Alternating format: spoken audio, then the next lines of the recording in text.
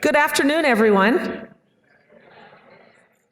I'm Dolly Duffy, the Executive Director of the Alumni Association, and for this weekend in particular, a member of the class of 1984. So I'm celebrating my 35th with all of you. People said, how are you going to balance that? I said, Executive Director by day, class of 84 by night. One of the wonderful things about reunion that we're always look forward to is these kinds of opportunities to take some of the richness of the university, and you'll see that in John's presentation, out to all of you, and then open it up and give you a chance to ask whatever questions that you might want to ask about what's going on at the university. So you'll hear from John Affleck Graves, Notre Dame's Executive Vice President since 2004. On all kinds of topics. John's breadth across the university of the areas that he deals with just amazes me, how he keeps all the balls in the air. You may know that John is retiring at the end of this fiscal year. During his 15 years as executive vice president, John has led Notre Dame through unbelievable growth, both across the university. He's overseen expansion and modernization in buildings everywhere. I had a conversation with somebody who said he hadn't been back in 40 years, and I was kind of bracing myself, and he said, I only recognized a little bit of the campus, but I loved everything else. So it's really always nice to hear that, whether it be student life, the dining halls, athletic facilities, academic buildings, all of it. John's going to start us off with a presentation, and then he's going to be answering questions. So start thinking while he's presenting of questions that you might want to ask, and don't be shy. So let's give a round of applause for John Affleck Graves.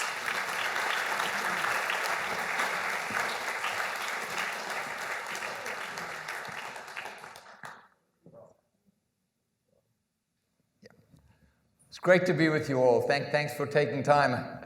Do you know the weather's pretty nice out there? You have to sit in here and listen to this guy with a funny accent.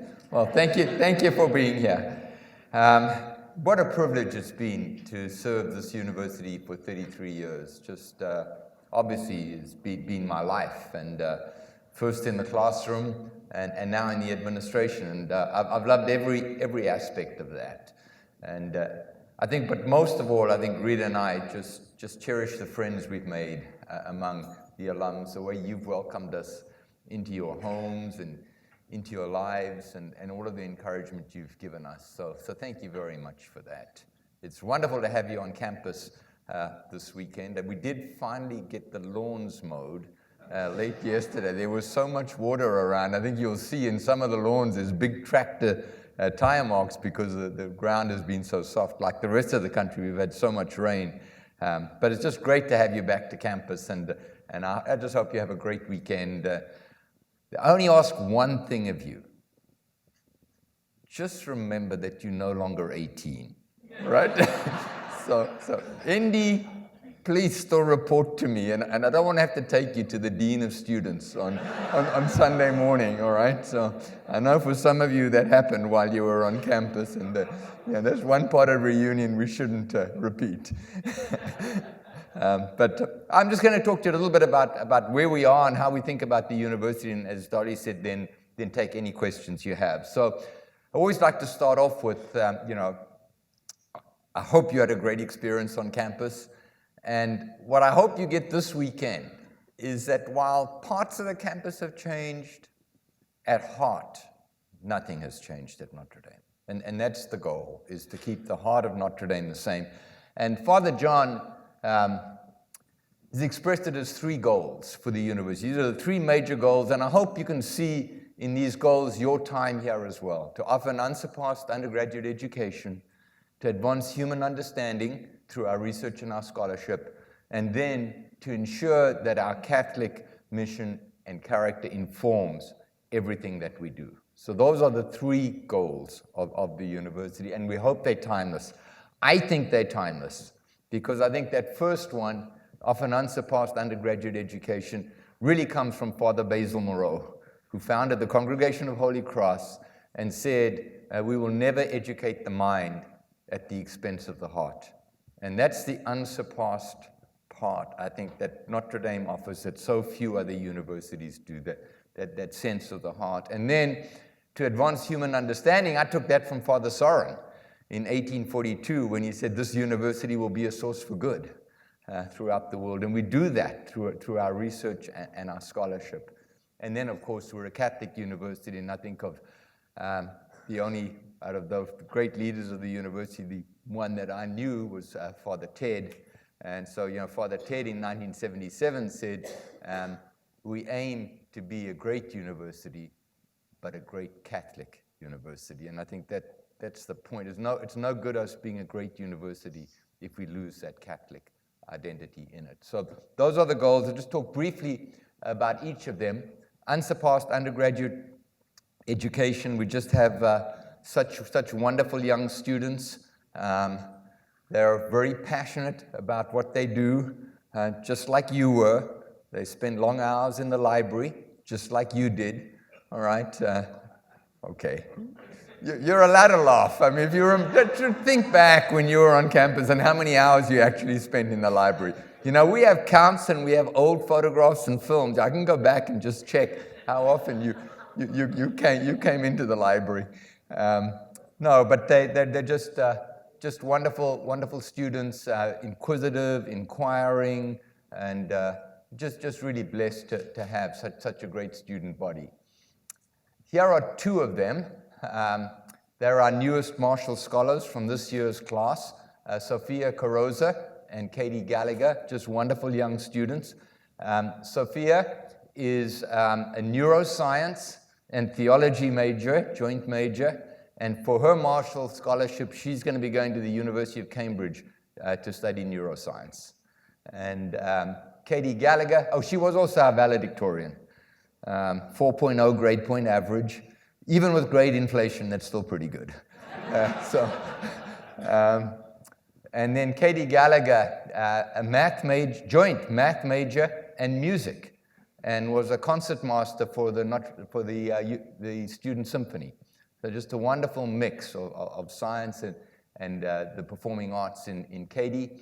And she's going to be going to Oxford to study mathematics. So just two wonderful students, wonderful representatives of the university, and very, in some ways, very typical of our student body. They are clearly exceptional students, but this concept of two majors, doing a lot while they're on campus is just very much part of student life.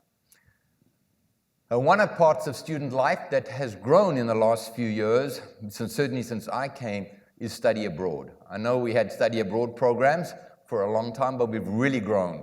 We're now the third highest school in terms of the percentage of our undergrads who study abroad. 75% of our students now have an international experience.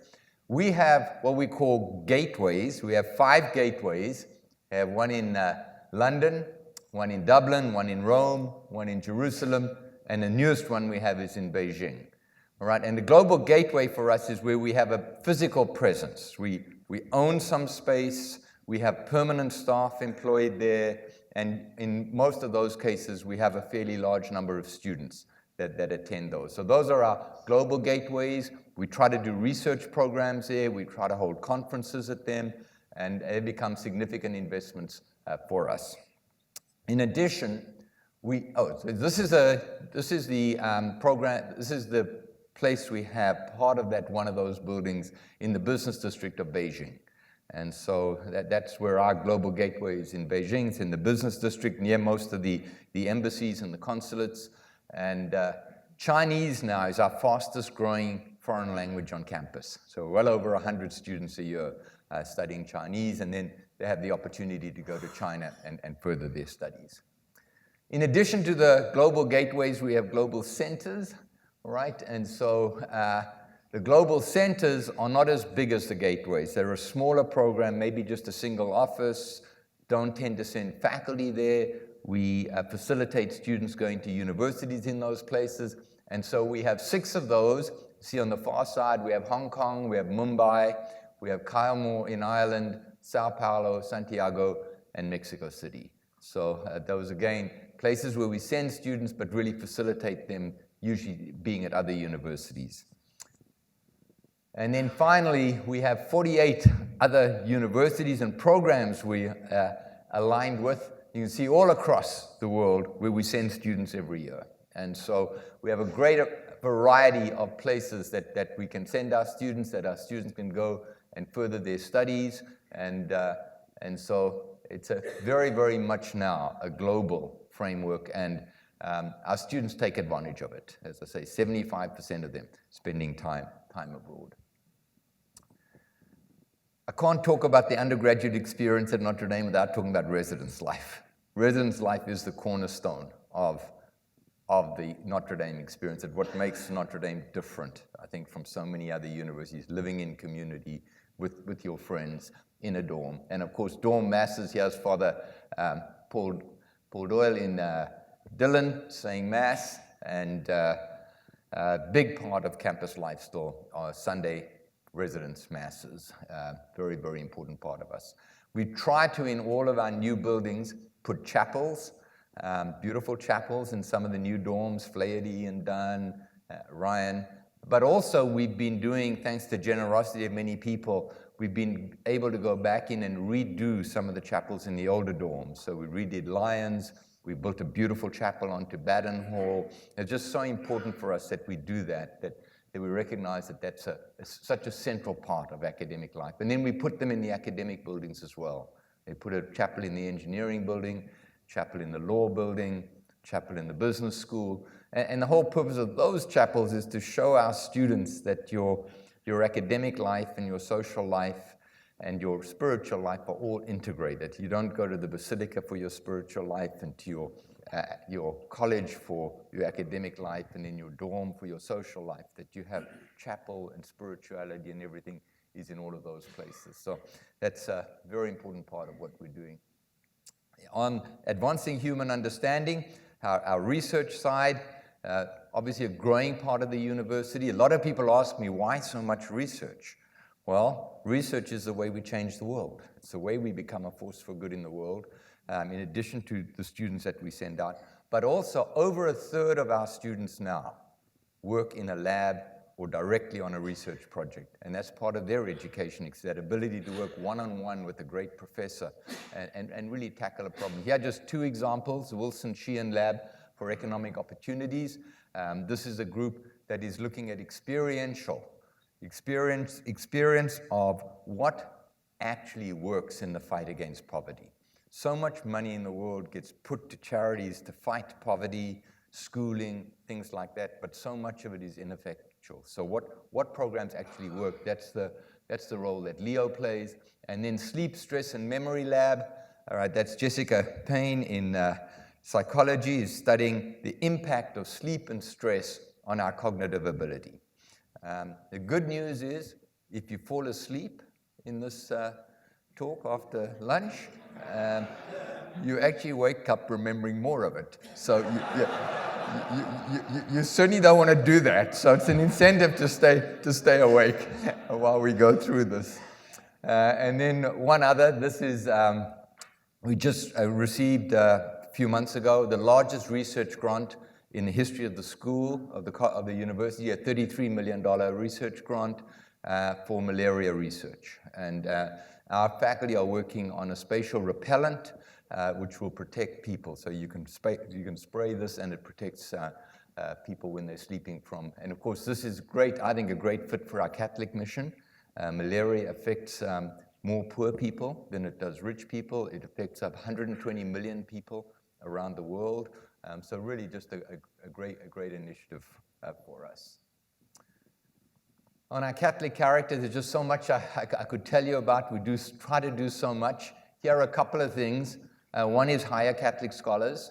Under Tom Burrish's leadership as provost and Father John, we're increasing the number of Catholic faculty that we have on campus. We feel it's really important. We've had for a long time the goal that the majority of the faculty should be Catholic, but now we're actually getting higher on that. We also want scholars from other areas. We have Islamic scholars on campus. That's really important. We have Jewish scholars on campus. That's really important. I mean, it's important that we're a university and we represent that, but hiring Catholic scholars is very important to us.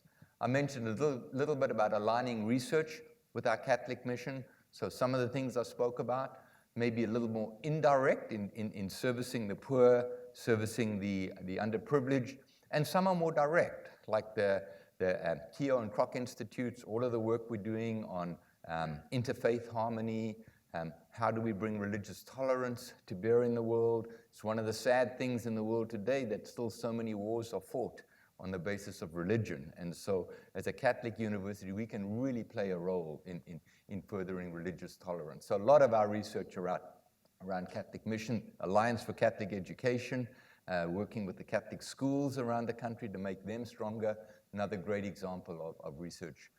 And then we host retreats and opportunities for spiritual encounters. This is one example. This is the first-year Asian students on a retreat. Over 2,000 of our students attend a retreat every year. I think it's a phenomenal number. It's, you know, when people tell me that the Catholic tradition isn't strong at our university, I tell them, come to a dorm mass on a Sunday night, you know, or come to one of the retreats. And we just are, campus ministry does such a great job with these, makes them exciting for the students. Different groups of students can come together. You know, it's so important for me that a student, when they're on campus, they have their dorm life and they have their friends. But what we want them to do is also belong to a club. So they have another circle of friends. And then we want them to go to a retreat and they meet a different circle of friends. And then they go on a global, they go overseas for a semester and they meet another group of friends. And that's really what it's about, is getting to know folks all across the student body. I'm going to talk a little bit about the physical resources just to end off. And my job has been to be the steward. So we view ourselves in my division as the stewards. We're the stewards of the human capital on campus. We're the stewards of the financial capital. We're stewards of the physical capital. And now we're also stewards of the digital assets of the university. So I know for many of you who may not have been here for a while, you're going to challenge me on how much the campus has changed, and it has. But what I want our pact to be with you is that when you drive up Notre Dame Avenue and you walk in from the circle through South Quad and Main Quad, and you go down to the grotto and the lakes, that is timeless. That we have to protect for every generation. And so I hope as you do that, you'll see that, you know, maybe 10, 12 years ago now, we replanted South Quad with the new Dutch elm resistant elm trees so that we could create South Quad like it was and just make that a timeless part of campus for every generation. But then around that, we have to build a modern university that serves our students and serves our faculty and our researchers. So that's our plan here, is keep that core timeless. And so I hope as you walk around this weekend, you just remember that and do feel that is timeless. As we go through this too, we have some buildings that are aging. Brownson Hall is one of them. The top wing of Brownson Hall is condemned. We can't put people in it. So we looked very hard at should we renovate Brownson? Ends up being so expensive. Our decision is we're going to replace it.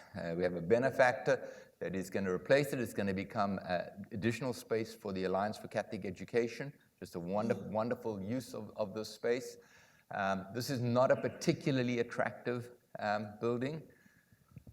And as you know, we've been moving to going back to collegiate Gothic on campus. So the addition to the law school, the Morris Inn, the Jordan Hall of Science, the new dorms, trying to go back to that Gothic look. But as we looked here, we thought this was not a place to put a Gothic building. We did some renderings of Gothic buildings and didn't feel it was right because the main building itself is actually French Empire style, as is St. Ed's. And so we thought we'd go back to trying to make this the French Quarter. So this is the French Quarter. Honor to Father Soren, all right, who came over. And so go a little bit, you can see in the far right-hand corner that the collegiate Gothic has the big, slow sloping roofs, and the French Empire has the dormer windows in a steeper roof. So this building will come down in July, August, and we will replace it with that. And so really go back to those dormer windows, just a little more a little more French style, a little bit more like the main building look. And we just feel being close to the main building is important, and we'll do it in the main building brick to keep that consistency. So that's the way we're thinking about it. And as I said, it'll be home to ACE. And then there's this beautiful collegiate Gothic building, McKenna Hall, all right? And McKenna Hall has served us well, but has also come to the end of its life. Now, this is on Notre Dame Avenue.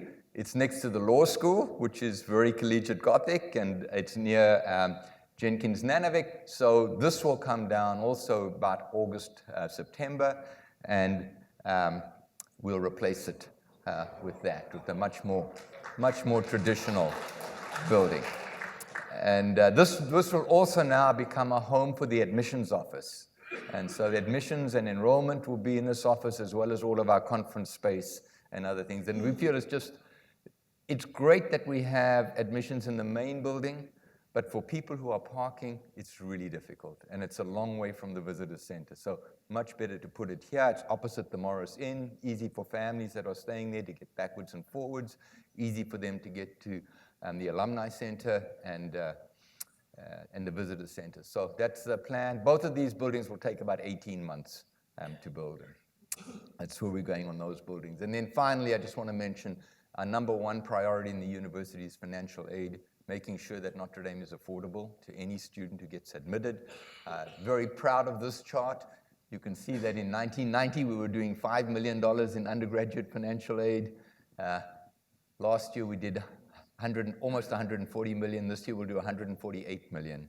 And next year will be 157 million in undergraduate financial aid. Just so important that students who get admitted to Notre Dame who don't have the financial capability to be here get supported at Notre Dame. It's been our number one priority in our campaign. And it's so wonderful to have all of these great students from all sorts of different backgrounds. And we love the idea that you don't choose your roommate, you get assigned your roommate in the first year. It's just a special part of Notre Dame, and then you stay in your dorm for 4 years, and just ends up being a wonderful student body. And we have about 48% of our students now are on need-based financial aid. So almost one in two students. So very, very important. And I'm going to end just with a quote from my favorite Notre Dame character, just because I knew him, which is Father Ted. And Father Ted said, a Notre Dame education is a gift. It's a gift to the student. And that's what's great about financials. But it's also not only to the individual, but also to the world. And that's what we aim to do, is to bring in students and give them those Notre Dame values, that moral purpose, that sense of care for the poor, that heart part, that is not just the mind that we're educating, but we're educating the heart as well. So it's wonderful to be with you. I hope you have a great weekend. I know Dolly's going to come up and we're going to fire me some questions. So feel free to do that. Thank you.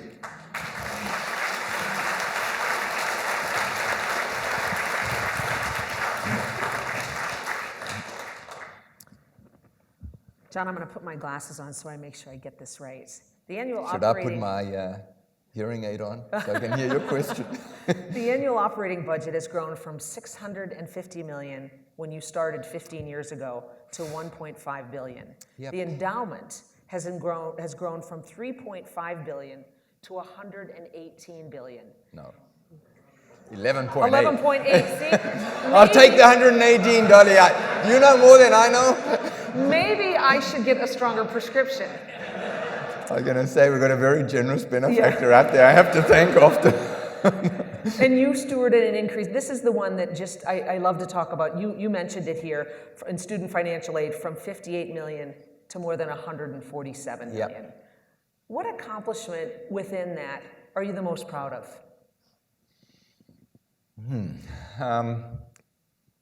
I have a lot to be, I don't want to say proud. I think I have a lot to be thankful for.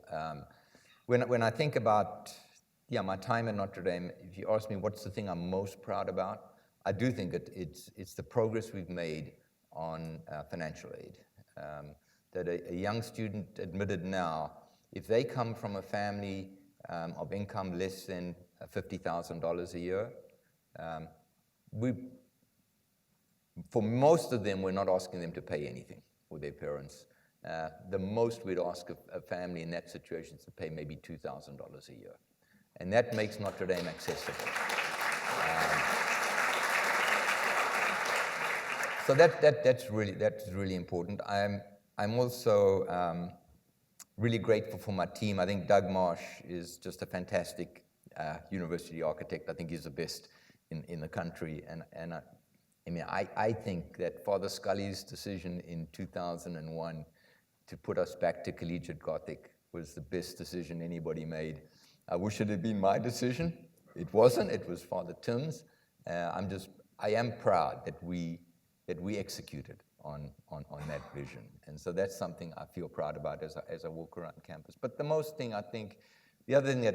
second thing after financial aid is our staff. I came in as a faculty member who didn't know the staff. And the biggest surprise for me in my position was how much I've grown to love the staff, and especially the unseen staff. The staff in student accounts or in financial aid office or the landscape crew, the folks who clean the residence halls and that. They are so dedicated to this university. It's just unbelievable how dedicated they are and what a difference they make to the students. And they always tell me this thing that when they serve a student or they see a student, they always smile, they always say hello. And we get these great letters from students saying like, I had a very tough moment, my mom was ill, or something happened to my sister or brother, and who consoled me? The custodian in the dorm, or somebody in the dining hall, gave me a hug. That's just so important to us, and that's the part of the university I love the most now. That's great. So I'm curious, what are you looking forward to the most in retirement? And within that, is Rita looking forward to your retirement? Okay, so what Rita told me was, she says, this is her quote, "I have my life completely in order, don't come out now and mess it up." Okay.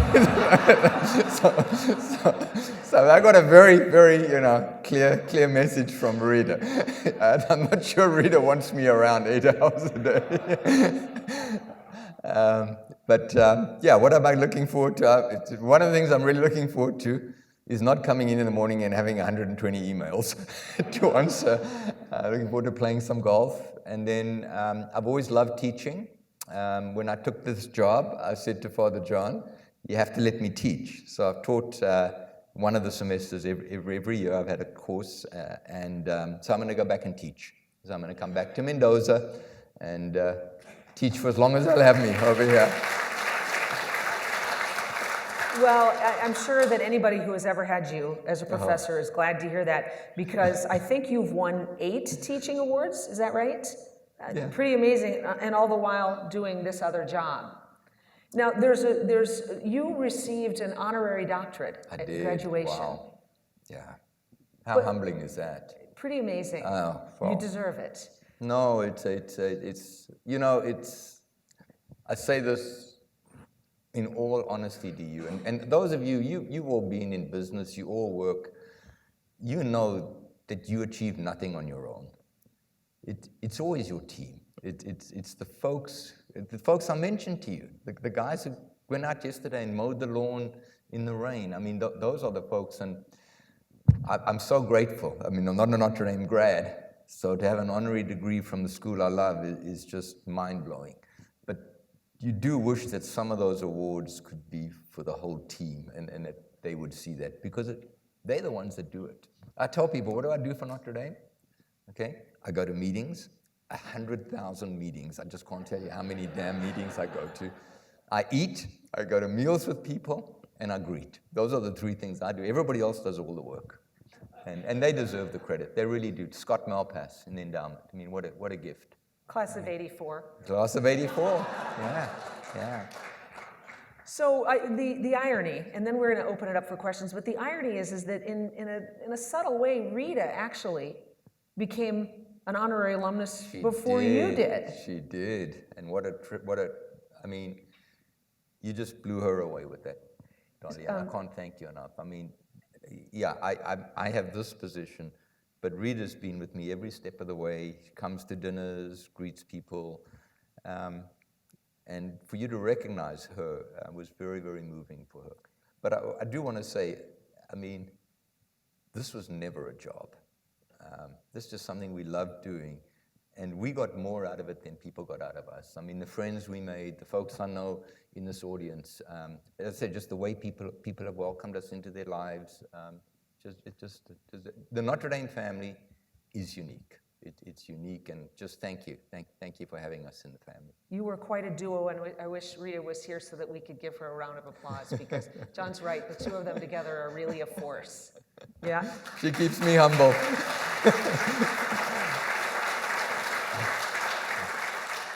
So I think if you have questions, we'll take questions from the audience. So up there. Yes. She's going to bring a microphone to you. Okay. I'm Jim Julian. You don't need one, but I do. I'm Jim Julian from the class of '69. All right. I was really happy to hear you mention the name of Scott Malpass. Yeah. I don't think everyone is familiar with him, but he is to endowments what Rockne and now Nick Saban is to college football. He has really put us on the map. He's been written up. So a salute to Scott. My question, we do not have a medical school. Is there any thought about Notre Dame ever having a medical school? And what is our relationship with the IU medical school? Is it formal or informal? Yeah, so I mean, that's a great question. And just let me say on Scott, just for the audience here, our endowment is $12 billion. When Scott came in '89, it was $450 million. If you'd taken that $450 million and you'd invested in the S&P 500, and every time we took money out, you took it out of the index fund, and every time we got more money, you put it in, you tracked our performance. If we'd done what the S&P 500 has done over that period, our endowment would be $5 billion. So he's the $6 billion man, all right? So yeah, if you see Scott, just thank him and then give him a big hug. In all seriousness, just think of the difference that $6 billion can make in what we can do in financial aid. And when I showed that financial aid chart, that's been driven by what we've been able to do through the gifts many of you have given us. I can't thank you enough for those, and the tremendous performance of Scott. It was just unbelievable. Now, the medical school, we looked at that very hard. Tom Barish looked at that very hard about a decade ago. We brought in a lot of advisors. I'm not sure this is right or not. The advice we got was to run a really top-class medical school, you need to have a lot of clinical trials, and South Bend community is just not big enough. And we looked at Chicago. You know, Cornell is in Ithaca, but the medical school is in New York. We just felt there wasn't much purpose in that, because then you lose all the interaction for the undergraduate students. So we decided against it. We have a very close relationship with IU. All of our research, so all of our people doing cancer research are over at the joint school. So we jointly funded that IU Notre Dame Medical Center, and so we have a very close relationship with them. How about over here? I'm Dennis Fury, class of '69. I've asked this question a few years ago, but I'll ask it again now. You'll probably get a different answer. You've seen the endowment grow, physical part of the campus has grown, wonderful faculty, whatever. The undergraduate enrollment really hasn't grown apace. The undergraduate enrollment is not much larger than it might have been 20 years ago. Yep, that's true. Some of us, at the same time, you have applicants with fabulous backgrounds who could enrich this university. Can you give us a perspective on why the undergraduate enrollment is not being expanded more vigorously? Sure. And that question is a very perceptive and a very deep question. Yes, we are in, I say this with some reason, we are in the unfortunate position that we get 20,000 applicants for 2,000 spots each year, and we have to turn down countless young men and women who would definitely cope academically on our campus and would be tremendous Notre Dame students. Father John, Tom, and I talk about that all the time. Our fear is that if we go to a state school approach of 30,000 students or 40,000 students, that we will destroy what makes Notre Dame special. And we don't see how we can hold the intimacy that is such a special part of the Notre Dame family. And so it's been a very hard decision. I know Father John grapples with it all the time, but the decision has been not to grow the undergraduate student population because we feel it would destroy the sense of community that we try to build on campus. So it's a great question. It's one that we think about a lot. I think we're seeing our role in the world is to take a group of students who we think can make a difference in the way they care about the world and give them a special education and an opportunity to do that. And if we make it too big, we lose that. So I understand the question. It's a good question. A question up there? Thank you, Pat Delury, class of '64. There's been an international or global perspective to the university since I got here. Yep. And then left. And my question would be, do you continue on with that perspective from one angle or another, and could you tell us about that? Yeah, I don't know, Father Soren came from France, and so we've had a lot of Irish and Polish and other immigrant students over the years. I'm not sure where the international truly came from, just because of what I've read. A lot of it came from Father Ted, and Father Ted was such an international figure, and he went over to Europe and brought a lot of European faculty to Notre Dame, and Father Ted definitely saw Notre Dame as a global university. So I think that was the impetus for that. I think nowadays, we live in a global world. Your children are going to spend some time probably in their lives working overseas. My daughter spent 3 years in Venezuela. It's just the way of life. So understanding the world and being open to different cultures, being able to live in a different culture is a great learning experience for a student. They go over and they feel very intimidated at first. And then, after, what do they realize? After a month, people are pretty much the same. They care about the same things. They may put it in different words. It's a great learning experience for students. So we're fully committed to it. I would love 100% of our students to have an international experience. But then I get reminded that about 8 to 10% of them are already international students. So maybe 90 is where we want to aim. Right here. I just want to echo the comment that was raised earlier about undergraduate enrollment not growing, and just say, I don't think people expect it to grow to 30, 40,000, but at least to match population growth would be a step in the right direction. The reason I say this is because it's breathtaking to see the resources accrued by the university. It really is. And I know you're using it for good ends. But in the end, it's going to create a gilded experience for the select few. Absolutely. And it's creating a gauntlet for those left behind who are in high schools, who are scrambling to survive in what is not really a character developing experience. And so I think the university could think of a different model that's not steady state, but at least incrementally moving toward some kind of moral action toward using its resources to better develop and educate the world. Sure. Thank you. Sure. Right there.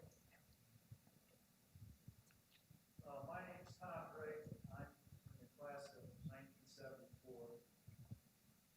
First of all, I would like to congratulate you on a tremendous career. You've been a great servant of the university. When I was a freshman 49 years ago, I believe that the bill for room, board, and tuition was $3,200. And I think this year's freshman class, it's going to cost $72,000 or something like that. and that's a 22.5 times increase. And I believe that the Board of Trustees sets the fees at their winter meeting, and then President Jenkins announces it shortly after that in a message to the university. And I don't know if it was a year ago or the year before that, but when he announced the increase in the cost of coming to Notre Dame, it was something like 6%. And we all know we've been in a period of low inflation for several years. And it was approximately double the rate of inflation. And his statement said that the reason why we are raising it that much is, well, that's what our peers are doing. And I thought to myself, what would Father Hesburgh say about that?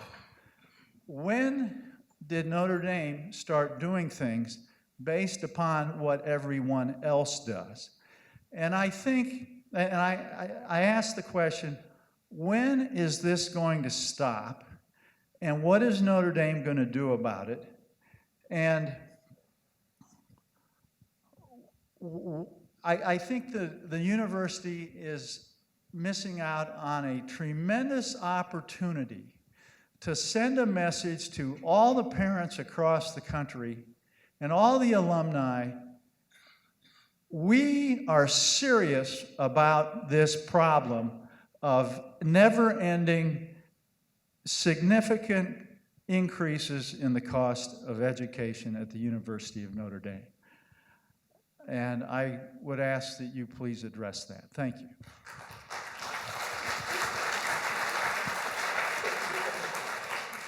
Sure, that's not the first time I've got that question. So it's a complex situation, and so I'll try to put it in terms. I want to first say one thing. We do not do things because peers do them. Father John is very adamant about that. We benchmark ourselves carefully, and what he says is, what you have to know is, when you benchmark yourself, how are we doing against others? But we then decide what's most important to us. And we don't care where we are on that benchmark. We don't care about it. And what he says, if we do the right thing and we educate students to lead great lives in their communities, the rankings will look after themselves. Honestly, we do not look at that. We do not take decisions in that way. We're trying to do something very specific with the young students we have. Okay, so tuition, you're right. I don't want to dispute your numbers. And the number that you quoted, 6%, was true up until 2010, 2011. Since then, tuition increases have been 3.5% a year, right? So that's what we've been doing. Tuition, room, and board have been going up 3.5% a year, which is still higher than inflation has been. The reason for that has been financial aid, right? So you can think, if half of your students are on financial aid, and the cost of living goes up 2%, so your salaries and your wages and your food and your other things have to go up 2%, and that 2% has to be borne by the half of the students who are paying full tuition, what does the full tuition rate have to be? It has to be 4%. And so what's happened with tuition, not at us, any of the major schools, right, they're all in the same problem. They're struggling because they want to do more financial aid. They want to have more students who get in, have access to the school, but how do you fund it?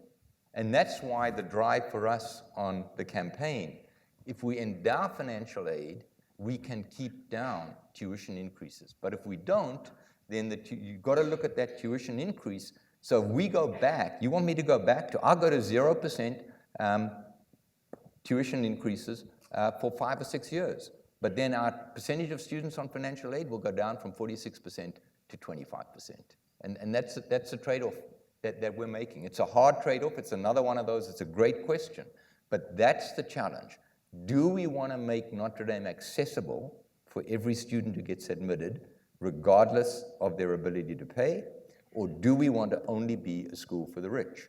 And the decision we've made at the moment is, and we had one trustee who was very articulate about it, happened to be a very wealthy trustee, and he said, charge me more, and give it to somebody who can't come. And in a sense, that's the model. So when I tell you 48% of our students are on financial aid, and that doesn't include ROTC students, and it doesn't include students on grant and aid, if you add those, over 60, I think it's about 68% of our students get some form of aid from the university. So sorry to make it a long answer, but it's a complex question. It's a really important one. It's another one we talk about all the time. It's why we made financial aid the #1 priority in our campaign. And if we can raise that, I mean, the goal is to raise $1 billion for financial aid. And if we can do that, if we raise that, we can moderate tuition increases.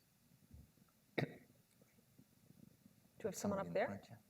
No? Okay, how about all the way up What here? about in the front? Oh, I didn't see, about right here, because we have a microphone. And then we'll come back to you. You can hone your question. Hi, my name's Amanda. I'm a 2014 grad, a baby alum. Great. Something I noticed throughout Hasn't changed that much for you. Yeah. Well, first, thank you so much for increasing your commitment to financial aid. I would not have a Notre Dame degree without it, so thank you very much. Something I noticed in my time as a student was an increased commitment to bringing the Holy Cross charism into our education, and I've noticed that even more since I've graduated, which has been wonderful to see because Notre Dame brought me closer to Jesus Christ and to our Catholic faith, and there's nothing more I could ask of this university. Absolutely. So my question for you is, how do you seek to continue integrating not just our Catholic mission, but specifically the Holy Cross charism into the student experience? Yeah, I mean, so the Holy Cross congregation is the reason we have a great university. I mean, I have no doubt about that.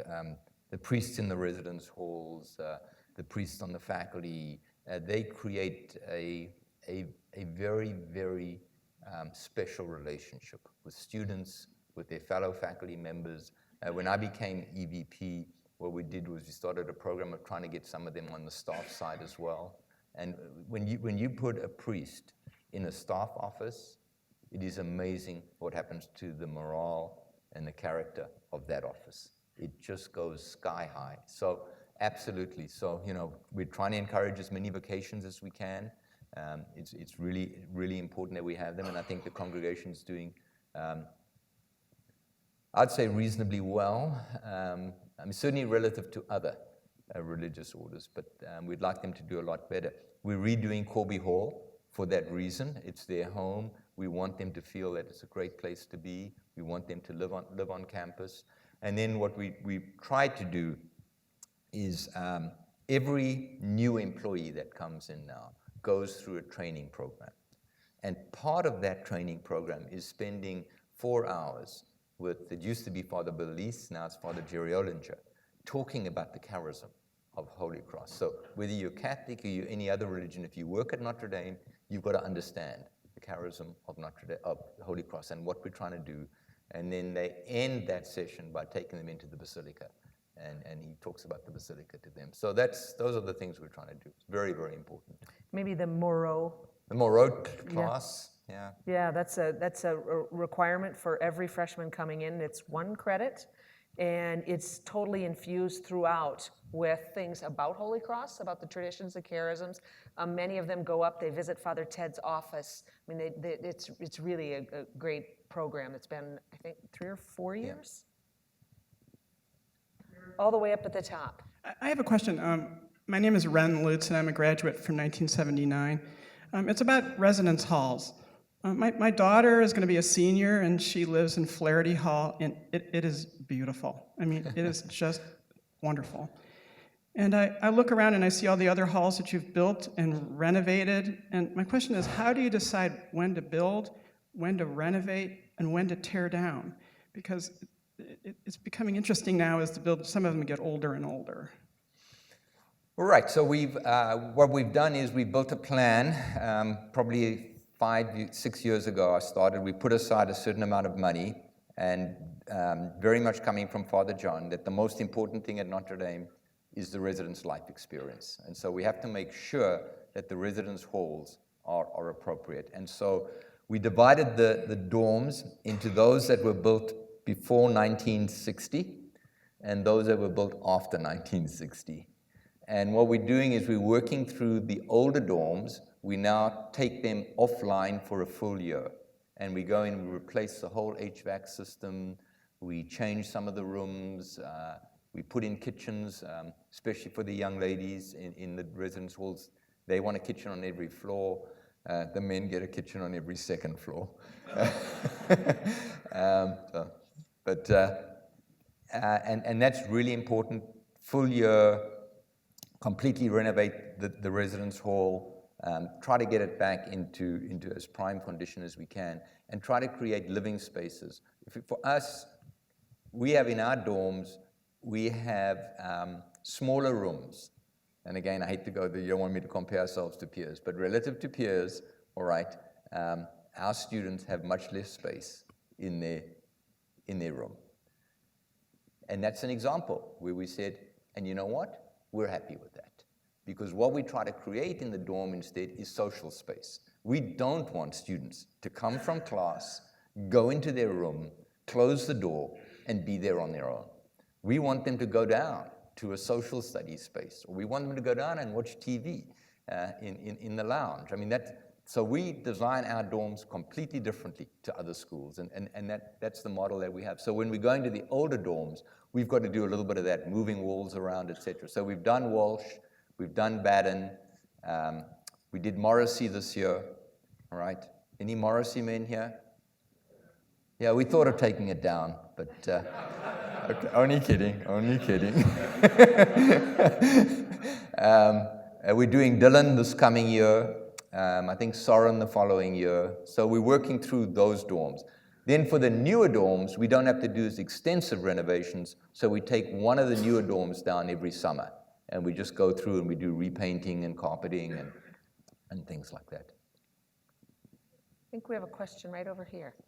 I remember 5 years ago being at your State of the University speech, and you talked about you and Father Jenkins having the goal of getting all the students on campus, and Yep. I wondered what the situation is now. All right, so students living on campus, so I think 3 or 4 years ago now, we announced that it would be compulsory for every undergraduate student to live on campus for 6 semesters. So we moved from just the first year to the first 3 years. We do still allow seniors to move off campus, and so that's the way we think it's really important that a student have the residence life experience, and we don't want to be arrogant or difficult about it, but in one sense, if a student doesn't want the residential experience, then Notre Dame's probably not the right university for them. And so that's kind of the message that we want to get out. If you come to Notre Dame, you have to want the residence experience. You have to know that it's a university where, whether you're Catholic or not, we're going to ask you to explore your spirituality. We want you to ask the question of, why am I here? Is there a bigger purpose? What's my responsibility?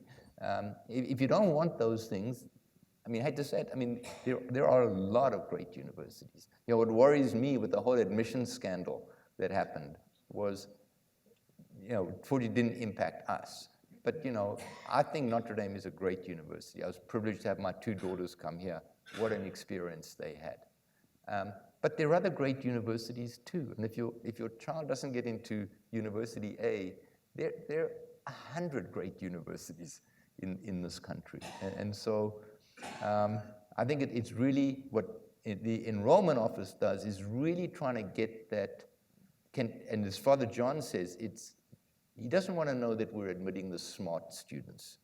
He always says, are we admitting the right students? And there's a difference. And we turn down 1,600 SAT students every year because we're looking for a different type of student. We're looking for a student who cares about people, looking for a student who will be a leader like you folks. I mean, our alumni are tremendous. That you're all leaders in your community. You've been successful. I mean, that's what we want. We're not going out after a certain subset of kids. We have a very specific thing we're trying to fill, and you look for those kids, and one of them is living in residence. I think right here.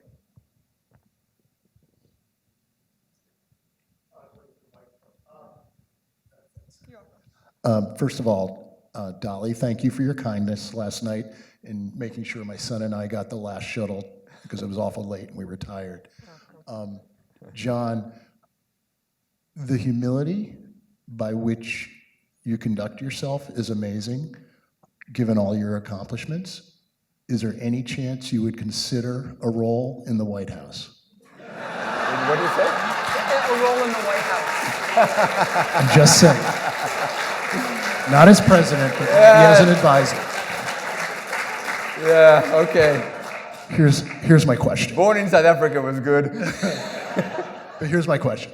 On the way in last night, the cab driver was very prolific in talking about, and by the way, I'm Mark Spellin, class of 1979. I apologize for not saying that first. Was very prolific about the fact that in the last few years, South Bend has become one of the worst cities for murders in the country, rivaling Chicago.